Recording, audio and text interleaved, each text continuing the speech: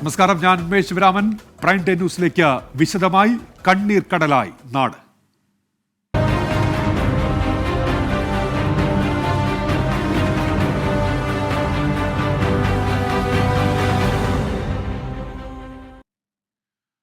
Kuwait ദുരന്തത്തിൽ മരിച്ച 23 മലയാളികൾക്ക് കേരളത്തിന്റെ അന്ത്യാഞ്ജലി. 12 പേരുടെ സംസ്കാരം ജന്മനാട്ടിൽ പൂർത്തിയായി.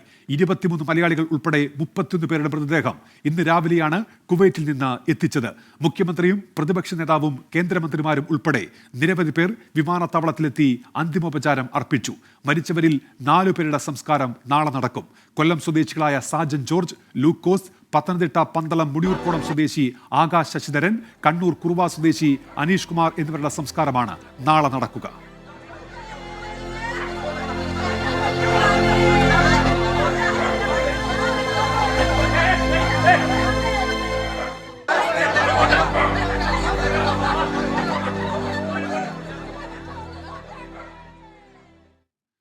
കുവൈറ്റിലെ തീപിടുത്തത്തിൽ മരിച്ചവരുടെ മൃതദേഹം രാവിലെ 10:30 വ്യോമസേനയുടെ പ്രത്യേക വിമാനത്തിൽ നെടുമ്പാശ്ശേരിയിൽ എത്തിച്ചത്.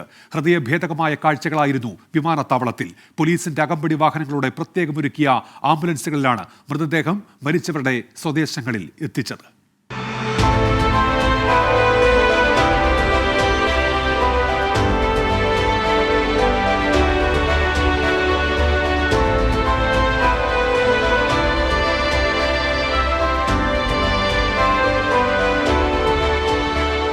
കോടീശ്വരന്മാരാകാനല്ല, ഒരു വീട് വെക്കാൻ, കുട്ടികളെ പഠിപ്പിക്കാൻ, മക്കളുടെ വിവാഹം നടത്താൻ. ഇതിനുവേണ്ടിയാണ് ഈ 45 പേരും പ്രവാസി ജീവിതം തിരഞ്ഞെടുത്തത്. പക്ഷേ അവരുടെ ഈ മടങ്ങിവരവ് ഹൃദയഭേദകമായിരുന്നു. ദുരന്തത്തിൽ കത്തിയമർന്ന സ്വപ്നങ്ങൾ ബാക്കിയാക്കി അവർ മടങ്ങി. ചേതനയേറ്റ ശരീരങ്ങളായി. പാതി പണിത വീട് പൂർത്തിയാക്കുന്നതും ആഗ്രഹിച്ചു വാങ്ങിയ കാറിൽ നാടു ചുറ്റുന്നതും ബാധ്യതകളില്ലാതെ ഒരു ദിവസമെങ്കിലും സ്വസ്ഥമായി ഉറങ്ങുന്നതുമൊക്കെ സ്വപ്നം കണ്ടവർ. കുഞ്ഞുങ്ങൾക്ക് സമ്മാനിക്കാൻ അവർക്കിഷ്ടപ്പെട്ട കളിപ്പാട്ടം വാങ്ങി സൂക്ഷിച്ചവർ. ചേതനയേറ്റ 45 ശരീരങ്ങളുമായി വ്യോമസേനയുടെ പ്രത്യേക വിമാനം രാവിലെ 10:30 നെടുമ്പാശ്ശേരി വിമാനത്താവളത്തിലെത്തിയപ്പോൾ കണ്ടുനിന്നവർക്കും കണ്ണുനീരടക്കാനായില്ല.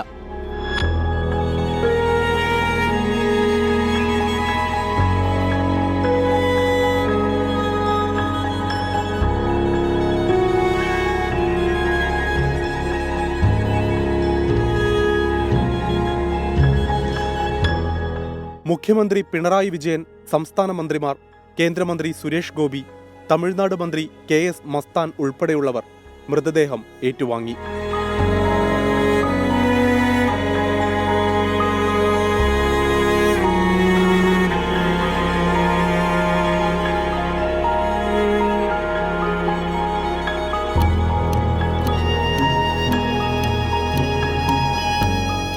വിമാനത്താവളത്തിനു പുറത്ത് പ്രത്യേകം ക്രമീകരിച്ച പന്തലിൽ പൊതുദർശനം.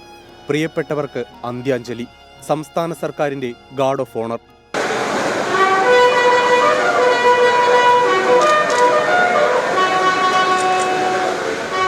പ്രവാസികൾ കേരളത്തിന് എത്രത്തോളം പ്രിയപ്പെട്ടവരാണെന്ന് ഓർമ്മിപ്പിച്ചുകൊണ്ടാണ് കുവൈറ്റ് ദുരന്തത്തിൽ മരിച്ചവർക്ക് ആദരാഞ്ജലികൾ അർപ്പിക്കാൻ സംസ്ഥാന മുഖ്യമന്ത്രി മുതൽ സാധാരണക്കാർ വരെ നെടുമ്പാശ്ശേരിയിലേക്ക് എത്തിയത്. 31 മൃതദേഹം കൊച്ചിയിൽ ബന്ധുക്കൾക്ക് കൈമാറി. 23 മലയാളികൾ, 7 തമിഴ്നാട് സ്വദേശികൾ, 1 കർണാടക സ്വദേശി. കത്തിയമർന്നത് ഓരോ കുടുംബത്തിന്റെയും വലിയ പ്രതീക്ഷകൾ കൂടിയാണ്. സ്വപ്നങ്ങൾ ബാക്കിയാക്കിയാണ് മടക്കമില്ലാത്ത യാത്രയ്ക്കായി ഒടുവിലവർ ജന്മനാടുകളിലേക്ക് എത്തിയത്. വിഷ്ണു സുരേഷിനും S ശ്യാംകുമാറിനുമൊപ്പം വിനീത VG, 24 കൊച്ചി. കുവൈറ്റ് ദുരന്തത്തിൽ മരിച്ച പത്തനംതിട്ട സ്വദേശികളിൽ ഒരാളുടെ മൃതദേഹം സംസ്കരിച്ചു. പ്രമാടം വാഴമുട്ടം സ്വദേശി മുരളീധരൻ നായരുടെ മൃതദേഹമാണ് ഇന്ന് സംസ്കരിച്ചത്. മരിച്ച മറ്റ് 4 പേരുടെ സംസ്കാരം നാളെയും മറ്റന്നാളുമായി നടക്കും. തീപിടുത്തത്തിൽ പത്തനംതിട്ട ജില്ലയിൽ 5 പേരുടെ ജീവനാണ് നഷ്ടമായത്. പുഷ്പഗിരി ആശുപത്രി മോർച്ചറിയിൽ സൂക്ഷിച്ച ആലപ്പുഴ പാണ്ടനാട് സ്വദേശി മാത്യു തോമസിന്റെ മൃതദേഹം തിങ്കളാഴ്ച സംസ്കരിക്കും.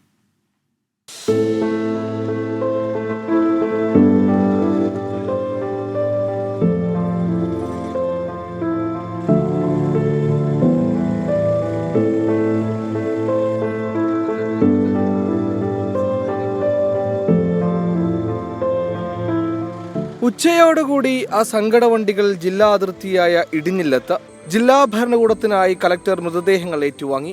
പ്രമാടം വാഴമുട്ടം സ്വദേശി മുരളീധരൻ നായർ നിശ്ചലനായി വീട്ടുവളപ്പിലേക്ക് കടന്നപ്പോൾ തന്നെ സങ്കടം അണപൊട്ടി.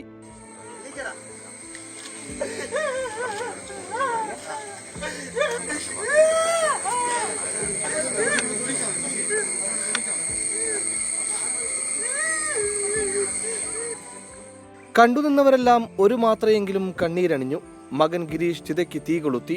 അഗ്നിനാളങ്ങൾ മുരളീധരൻ നായരെ ഏറ്റുവാങ്ങി. പന്തളം മുടിയൂർക്കോണം സ്വദേശി ആകാശ് ശശിധരന്റെ സംസ്കാരം നാളെ നടക്കും. രാവിലെ 11 മണി മുതൽ വീട്ടിൽ നടക്കുന്ന പൊതുദർശനത്തിന് ശേഷം 2 മണിക്കായിരിക്കും ചടങ്ങുകൾ. മേപ്രാൽ സ്വദേശി തോമസ് ഉമ്മന്റെ സംസ്കാരം ഞായറാഴ്ച ഉച്ചതിരിഞ്ഞ മേപ്രാൽ സെന്റ് ജോൺസ് ഓർത്തഡോക്സ് പള്ളി സെമിത്തേരിയിലാണ് നടക്കുക.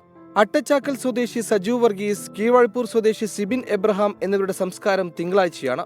പുഷ്പഗിരി ആശുപത്രി മോർച്ചയിൽ സൂക്ഷിച്ച ആലപ്പുഴ പാണ്ടനാട് സ്വദേശി മാത്യു തോമസിന്റെ മൃതദേഹം തിങ്കളാഴ്ച രാവിലെ 7:30 വീട്ടിലെത്തിക്കും. പൊതുദർശനത്തിന് ശേഷം യോദാൻപുരം മാർ ഗ്രിഗോറിയോസ് ഓർത്തഡോക്സ് പള്ളിയിൽ ഉച്ചയ്ക്ക് 2 മണിക്കാണ് സംസ്കാര ശുശ്രൂഷകൾ. അജീഷ് ജയകുമാറിനൊപ്പം ശ്രീജിത്ത് ശ്രീകുമാരൻ, 24 പത്തനംതിട്ട. വീണ്ടും പ്രൈം ടൈം ന്യൂസിലേക്ക്. കുവൈറ്റിലേക്ക് പോകാൻ മന്ത്രി വീണ ജോർജിന് അനുമതി നിഷേധിച്ച കേന്ദ്ര സർക്കാർ നിലപാട് പ്രതിഷേധാർഹമെന്ന് മുഖ്യമന്ത്രി. കേന്ദ്ര നിലപാടിനെതിരെ പ്രതിപക്ഷ നേതാവും രംഗത്തെത്തി. വിവാദത്തിന്റെ ആവശ്യമില്ലെന്ന് കേന്ദ്രമന്ത്രി സുരേഷ് ഗോപി പ്രതികരിച്ചു. വീണ ജോർജ് കുവൈറ്റിൽ എത്തിയിട്ട് എന്ത് ചെയ്യാൻ എന്നായിരുന്നു ഗവർണർ ആരിഫ് മുഹമ്മദ് ഖാന്റെ ചോദ്യം. 24 മലയാളികൾക്ക് ജീവൻ നഷ്ടപ്പെട്ട ദുരന്തത്തിന് പിന്നാലെ സംസ്ഥാന സർക്കാർ പ്രതിനിധികളെ കുവൈറ്റിലേക്ക് അയക്കാൻ പ്രത്യേക മന്ത്രിസഭാ യോഗമാണ് തീരുമാനിച്ചത്. കേന്ദ്രം പൊളിറ്റിക്കൽ ക്ലിയറൻസ് നൽകാത്തതിനാൽ മന്ത്രി വീണ ജോർജിന് അവസാന നിമിഷം യാത്ര ഉപേക്ഷിക്കേണ്ടി വന്നു. ഇന്നലെ രാത്രി നെടുമ്പാശ്ശേരി വിമാനത്താവളത്തിലെത്തിയ മന്ത്രി ഏറെ നേരം കാത്തിരുന്ന ശേഷം മടങ്ങി. കേന്ദ്രത്തിന്റേത് ശരിയല്ലാത്ത സമീപനമെന്ന് മുഖ്യമന്ത്രി പിണറായി വിജയൻ. എൻ്റെ അഭിപ്രായത്തിൽ ശരിയല്ലാത്തൊരു സമീപനം ഉണ്ടായിട്ടുണ്ട്. പക്ഷേ ഇപ്പോൾ ആ ഒരു വിവാദത്തിന്റെ സമയം അല്ല, അതിലേക്ക് ഞാനിപ്പോൾ പോകുന്നില്ല. കേന്ദ്ര നിലപാട് പ്രതിഷേധാർഹമെന്ന് മന്ത്രിമാരായ വീണ ജോർജ്, കെ രാജൻ, സജി ചെറിയാൻ എന്നിവർ പ്രതികരിച്ചു. കേന്ദ്രത്തിന്റേത് തെറ്റായ സന്ദേശമെന്ന് പ്രതിപക്ഷ നേതാവ് വി ഡി സതീശനും വിമർശിച്ചു. വളരെ ദൗർഭാഗ്യകരമായ സംഭവമാണ് ആരോഗ്യമന്ത്രിക്ക് ഒരു പൊളിറ്റിക്കൽ ക്ലിയറൻസ് കുവൈറ്റിലേക്ക് പോകുന്നതിന് വേണ്ടി കൊടുക്കായിരുന്നു.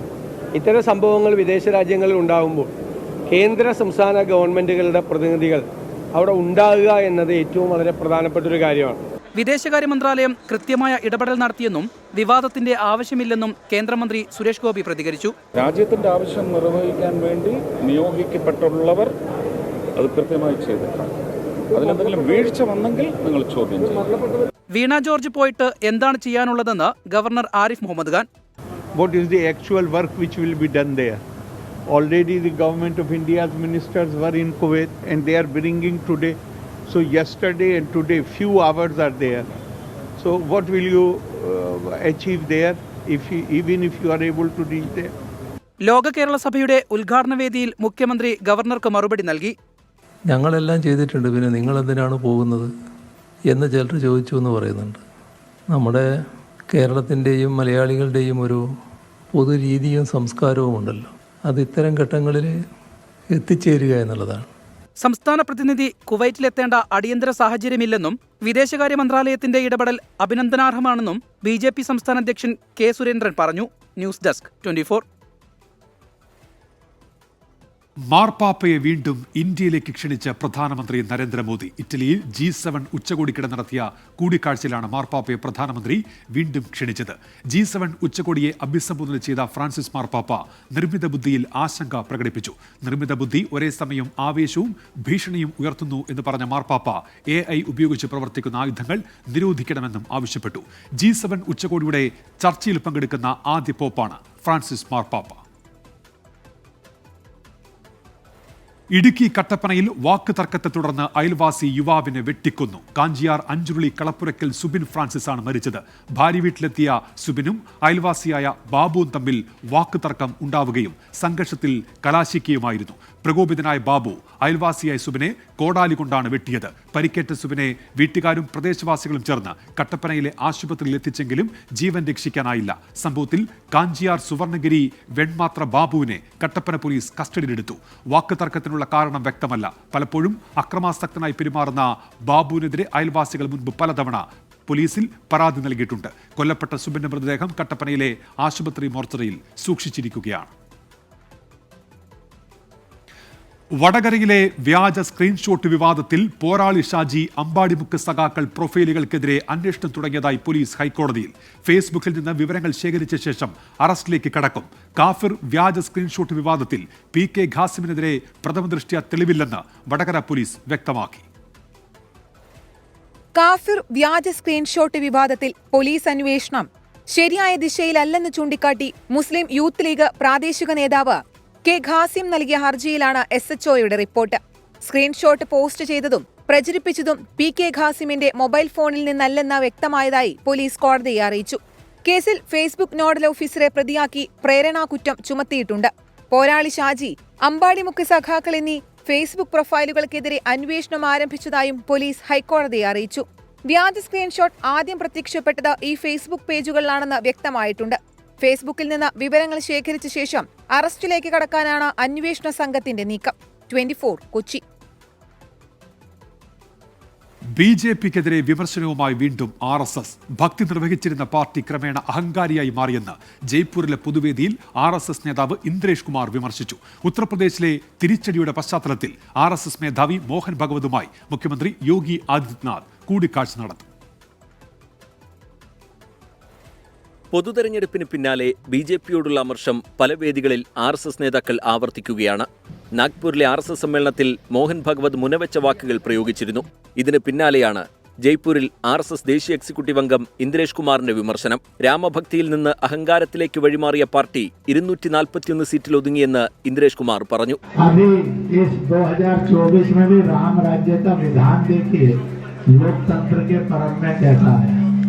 जिन्होंने राम की भक्ति की पर धीरे धीरे अहंकार आ गया, उस पार्टी को सबसे बड़ी पार्टी घोषित कर दिया. ഇന്ത്യ മുന്നണി രാമവിരോധികളെന്നും ഇന്ദ്രേഷ് കുമാർ ആരോപിച്ചു. ഉത്തർപ്രദേശിലെ തിരിച്ചടിക്ക് പിന്നിൽ RSS വിമുഖതയാണെന്ന BJPയുടെ വിലയിരുത്തലിനിടയിലാണ് തുടർച്ചയായുള്ള വിമർശനങ്ങൾ. ഉത്തർപ്രദേശിൽ BJP നേരിട്ട തിരിച്ചടിക്കിടെ മുഖ്യമന്ത്രി യോഗി ആദിത്യനാഥ് RSS മേധാവി മോഹൻ ഭാഗവതുമായി നാളെ കൂടിക്കാഴ്ച നടത്തും. അനുനയ ശ്രമങ്ങളുടെ ഭാഗമായാണ് ഇരുവരും തമ്മിലുള്ള കൂടിക്കാഴ്ച. 24 ഡൽഹി. എഴുത്തുകാരിയും ആക്ടിവിസ്റ്റുമായ അരുന്ധതി റോയിയെ UAPA പ്രകാരം പ്രോസിക്യൂട്ട് ചെയ്യാൻ Delhi lieutenant governor VK Saxena അനുമതി നൽകി.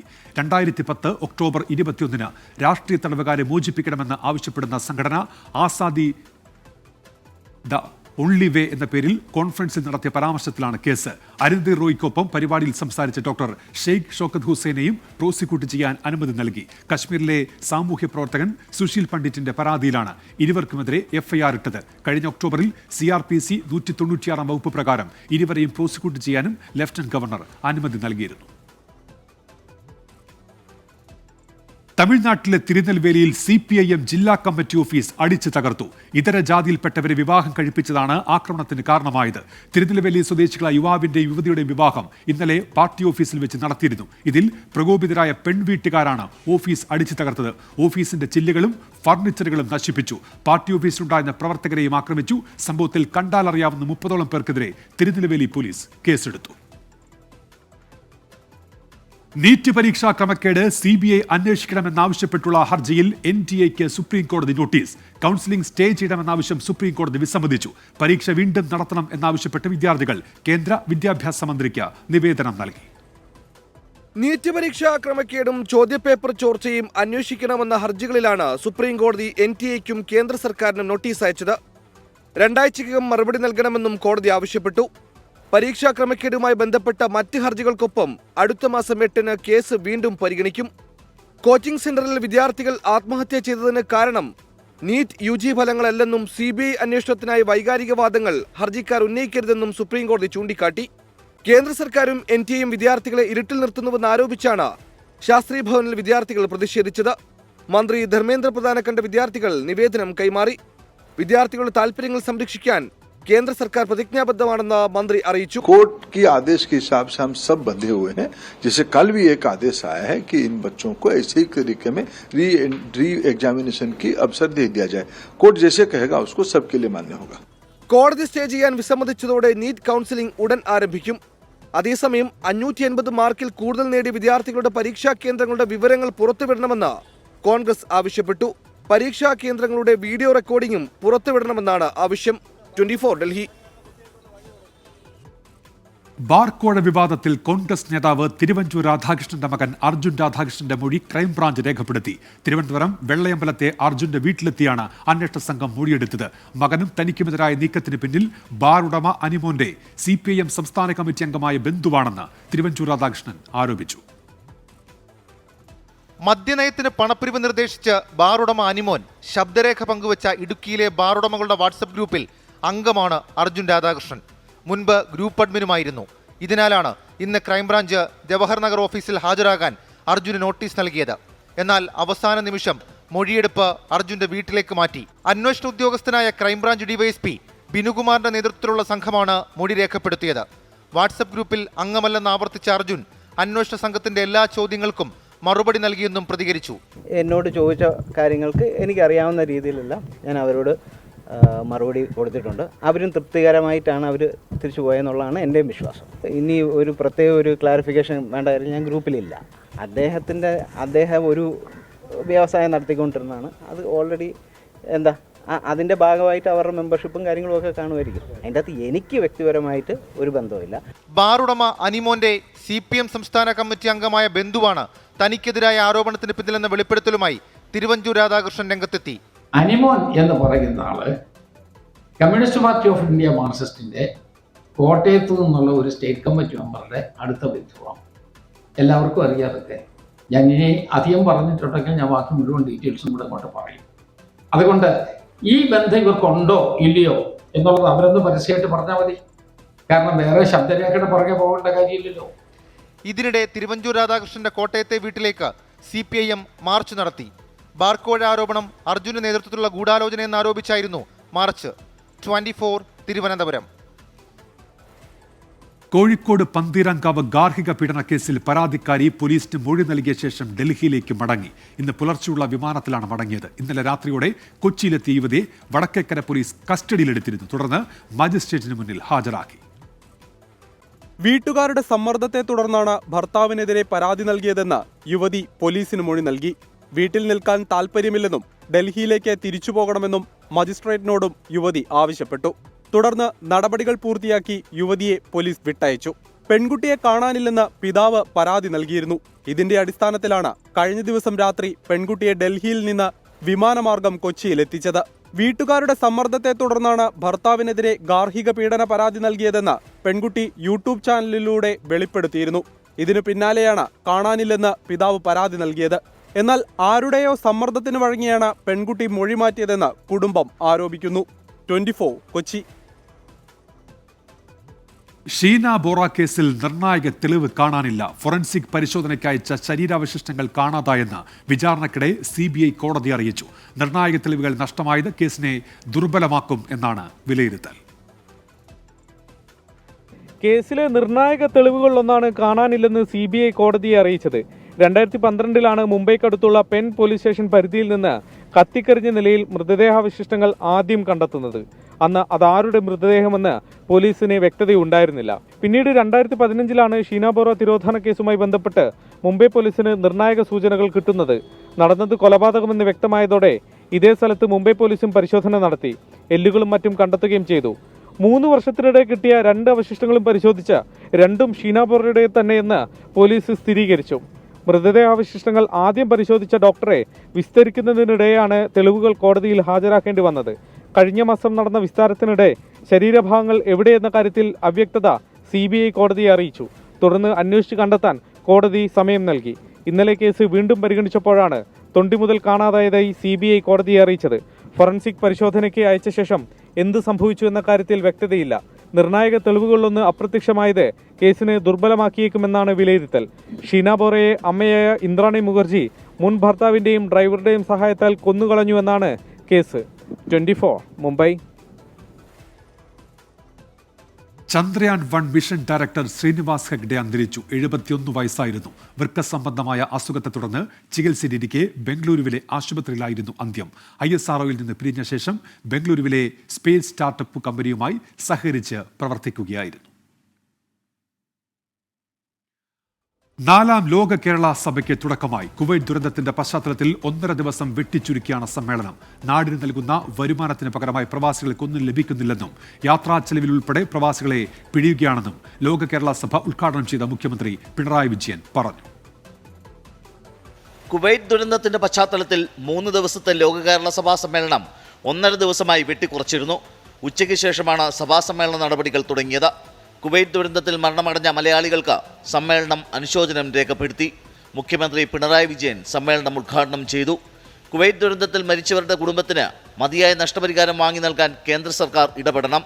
സംസ്ഥാനത്തിന് പ്രത്യേകിച്ച് മറ്റൊരു രാജ്യത്ത് ഒന്നും ചെയ്യാനാവില്ല. അത്തരം കുടുംബങ്ങൾക്ക് മതിയായ നഷ്ടപരിഹാരം ലഭിക്കുമെന്ന് ഉറപ്പുണ്ടാക്കണം. അത് കുവൈറ്റ് സർക്കാർ സ്വാഭാവികമായും അത്തരം നടപടികൾ സ്വീകരിക്കുമെന്നാണ് പ്രതീക്ഷിക്കാവുന്നത്. ഇന്ത്യ ഗവൺമെൻറ് കുവൈത്തുമായി ബന്ധപ്പെട്ട് ആ നടപടികൾ ത്വരിതപ്പെടുത്തണം.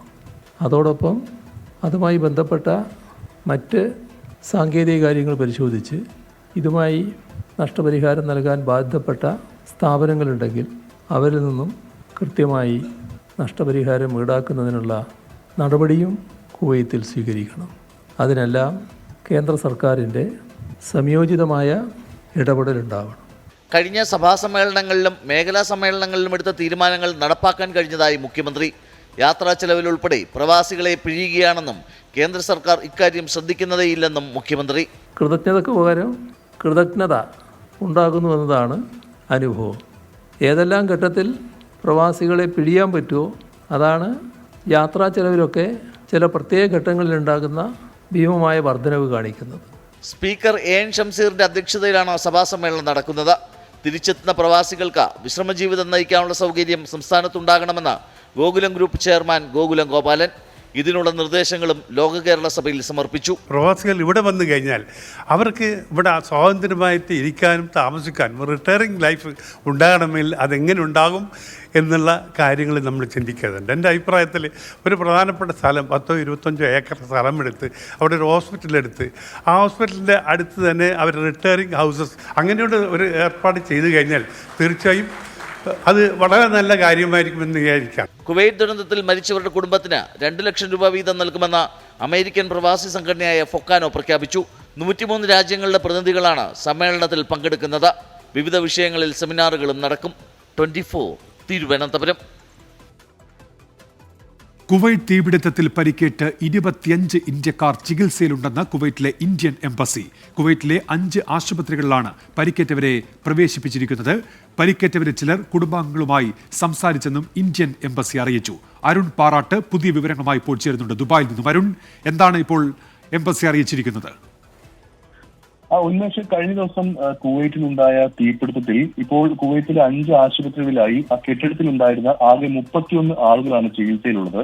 ഈ 31 ആളുകളിൽ 25 പേരാണ് ഇന്ത്യക്കാരെന്നാണ് ഇപ്പോൾ ഇന്ത്യൻ എംബസി ഏറ്റവും ഒടുവിൽ അറിയിച്ചിരിക്കുന്നത്. അതിൽ 14 പേരാണ് മലയാളികളായിട്ടുള്ളത്. എന്നാൽ ആരുടെയും നില ഗുരുതരമല്ല എന്നാണ് ഇപ്പോൾ റിപ്പോർട്ടുകൾ വരുന്നത്. 4 പേർ ICUയിലുണ്ട്. അതോടൊപ്പം തന്നെ 2 പേർ വെന്റിലേറ്ററിലും ചികിത്സയിൽ കഴിയുന്നുവെന്നാണ് നമുക്ക് അറിയാൻ കഴിയുന്നത്. ഇതിൽ മലയാളികൾ ICUയിലും വെന്റിലേറ്ററിലും ഇല്ല എന്നുള്ളതാണ് നമുക്ക് ലഭിക്കുന്ന വിവരം. ഇവരിൽ ഭൂരിഭാഗം പേരുമായി കുടുംബാംഗങ്ങൾ സംസാരിച്ചു കഴിഞ്ഞിട്ടുണ്ട് എന്നും അതിനുള്ള സാഹചര്യം ഒരുക്കിയിട്ടുണ്ട് എന്നും കുവൈറ്റിലെ ഇന്ത്യൻ എംബസി വ്യക്തമാക്കുന്നുണ്ട്. ഇന്ത്യൻ എംബസിയിലെ ഉദ്യോഗസ്ഥർ ഈ 5 ഹോസ്പിറ്റലുകളിലും ഏത് നിമിഷവും സഹായവുമായി ആശുപത്രികളിൽ ഉണ്ട്.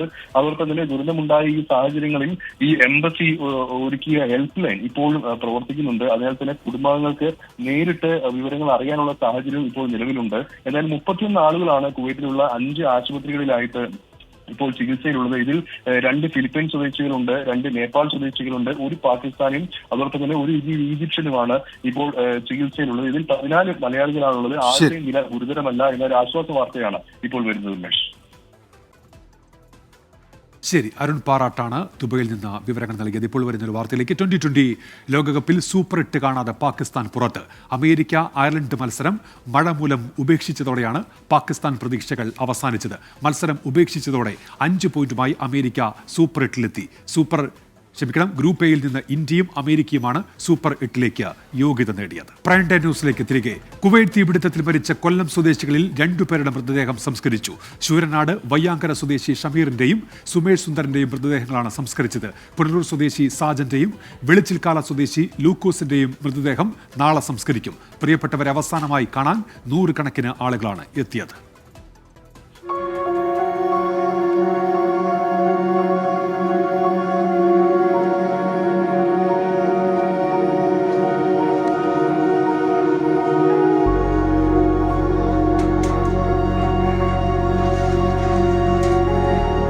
പ്രതിസന്ധികൾ ജീവിതത്തിലേക്ക് പ്രളയം പോലെ ഒഴുകിയെത്തിയപ്പോഴാണ് പ്രവാസ ലോകത്തേക്ക് സുമേഷ് സുന്ദരൻ ചേക്കേറുന്നത്. കുടുംബത്തിന് തണലേകാൻ വേണ്ടിയായിരുന്നു നീണ്ട 15 വർഷം സുമേഷ് കൊടുംചൂടിൽ പണിയെടുത്തത്. പ്രതീക്ഷകളും സ്വപ്നങ്ങളും ബാക്കിയാക്കി സുമേഷിന്റെ ചേതനയേറ്റ ശരീരം വീട്ടിലേക്ക് എത്തിയപ്പോൾ ആർക്കും സങ്കടമടക്കാനായില്ല. സുമേഷിന്റെ ഏകമകൾ 7 വയസ്സുകാരി അവനിക സുമേഷിന് യാത്രാമൊഴി ചൊല്ലിയപ്പോൾ ഒരു നാട് ഒന്നാകെ തേങ്ങി.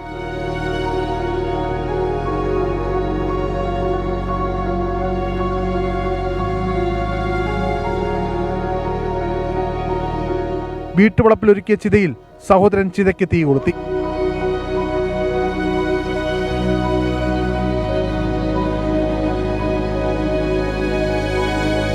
ശൂരനാട് വയ്യാങ്കര സ്വദേശി ഷമീറിന്റെ മൃതദേഹം വീട്ടിലെത്തിച്ച ശേഷം താമരക്കുളം ജുമാ മസ്ജിദ് ഖബർസ്ഥാനിൽ കബറടക്കി.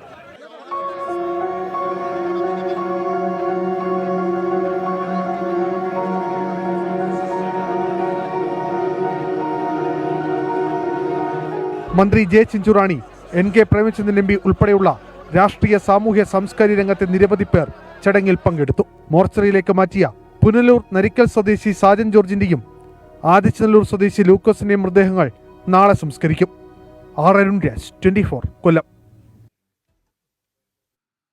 കുവൈറ്റിൽ തീപിടുത്തത്തിൽ മരിച്ച കോട്ടയത്തെ 3 പേരുടെയും മൃതദേഹം ബന്ധുക്കൾക്ക് കൈമാറി. ഉച്ചയോടെ നാട്ടിലെത്തിച്ച മൃതദേഹങ്ങൾ മോർച്ചറിയിലേക്ക് മാറ്റി. ഇത്തിത്താനം സ്വദേശി ശ്രീഹരിയുടെ മൃതദേഹം ഞായറാഴ്ച സംസ്കരിക്കും. പാമ്പാടി സ്വദേശി സ്റ്റെഫിന്റെയും പായിപ്പാട് സ്വദേശി ഷിബുവിന്റെയും സംസ്കാരം തിങ്കളാഴ്ചയാണ്. ഏറെ പ്രതീക്ഷകളുമായി പ്രവാസത്തിന് പോയവരുടെ ചേതനയേറ്റ ശരീരം ജന്മനാട്ടിലേക്ക് എത്തിയപ്പോൾ കുടുംബത്തിനൊപ്പം നാട്ടുകാരും വിതുമ്പിക്കരഞ്ഞു.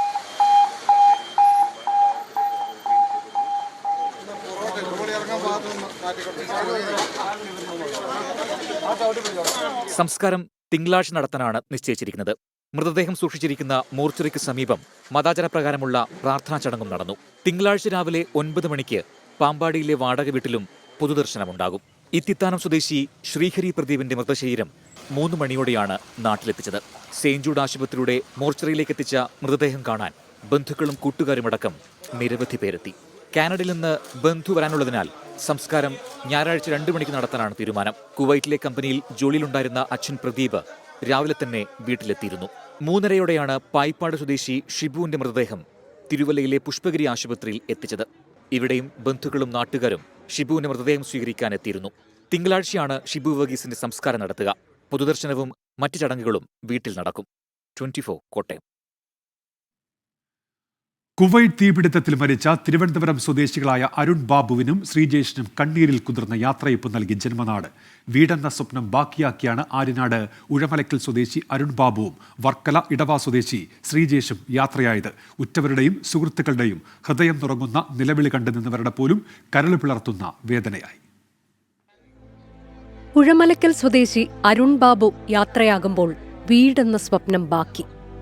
വൈകിട്ട് 4 മണിയോടെ അരുണിന്റെ മൃതദേഹം നെടുമ്പാശ്ശേരിയിൽ നിന്ന് വട്ടപ്പാറ പൂവത്തൂരിലെ ഭാര്യ വീട്ടിലെത്തിച്ചു. 10 മിനിറ്റ് നീണ്ട പൊതുദർശനം ശേഷം കുടുംബ വീടായ ഉഴമലക്കൽ കുര്യാത്തിയിൽ.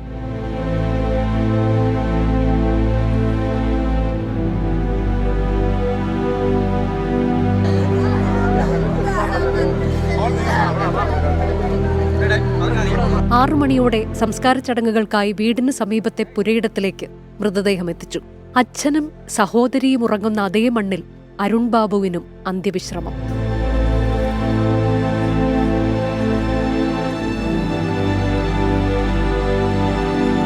ആറ് ദിവസം മുൻപ് കുവൈറ്റിലേക്ക് പോയ ഇടവ സ്വദേശി ശ്രീജേഷിന്റെ വിയോഗ വാർത്തയറിഞ്ഞ അമ്പരപ്പിലായിരുന്നു നാട്ടുകാർ. നെടുമ്പാശ്ശേരി വിമാനത്താവളത്തിൽ നിന്ന് 5 മണിയോടെ ഇലകമൺ കേടാകുളത്തെ സഹോദരിയുടെ വീട്ടിലേക്ക് ശ്രീജേഷിന്റെ മൃതദേഹം എത്തിച്ചു. സഹോദരി ആരതിയും ഭർത്താവ് രാജേഷും അബുദാബിയിൽ നിന്ന് തൊട്ടു പിന്നാലെ എത്തി.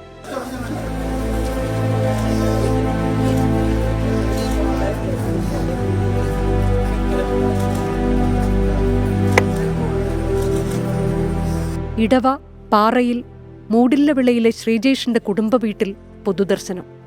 സ്വപ്ന വീടിനായി കിട്ടിയ ബേസ്മെന്റിന് പുറത്ത് കിടത്തിയിരുന്ന ശ്രീജേഷിനെ അവസാനമായി ഒരു നോക്ക് കാണാൻ നാട്ടുകാർ തിങ്ങി നിറഞ്ഞു.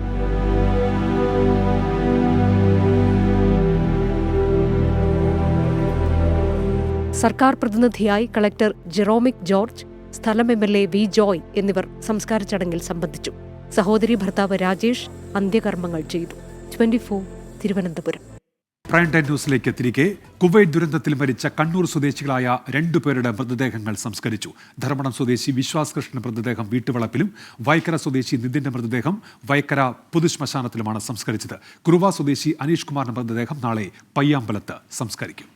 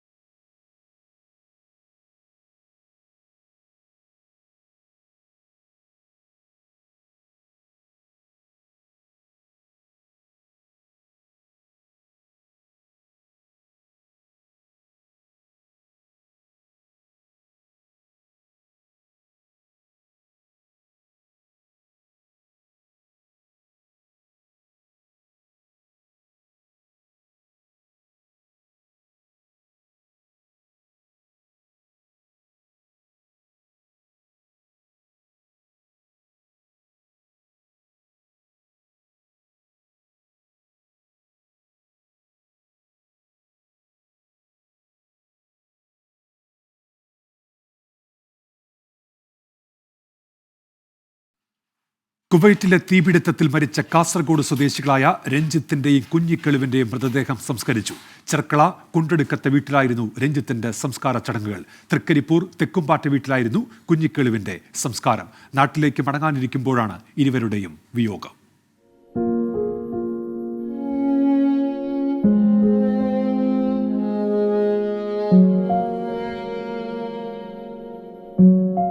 വീട്ടിലെ ബാധ്യത മുഴുവൻ ചുമലിലെറ്റി 10 വർഷം മുൻപ് പ്രവാസിയായവൻ. പ്രിയപ്പെട്ടവനെ ഒരു നോക്ക് കാണാൻ നൂറുകണക്കിന് ആളുകളാണ് ചെർക്കള കുണ്ടടുക്കത്തെ വീട്ടിലേക്ക് ഒഴുകിയെത്തിയത്.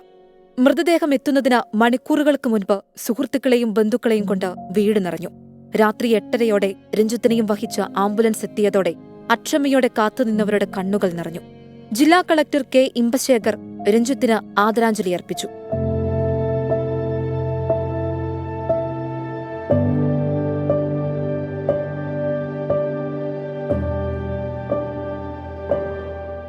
ഒരു മണിക്കൂറോളം നീണ്ട പൊതുദർശനത്തിനൊടുവിൽ വീടിന് സമീപത്തെ കുടുംബ ശ്മശാനത്തിൽ രഞ്ജിത്തിന് അന്ത്യവിശ്രമം.